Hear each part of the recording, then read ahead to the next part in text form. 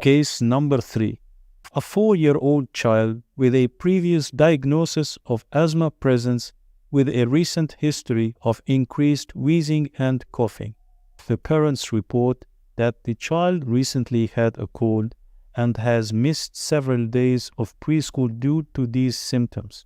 The child has a history of similar exacerbations coinciding with colds in the past. What is the most likely trigger for this child's asthma exacerbation? A. Food allergies. B. Exercise.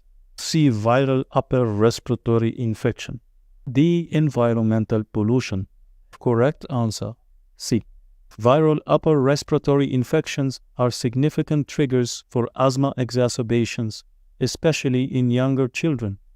The timing of the child's symptoms with a recent cold and the history of similar exacerbations following respiratory infections indicate that the URI is the likely trigger for the current asthma exacerbation.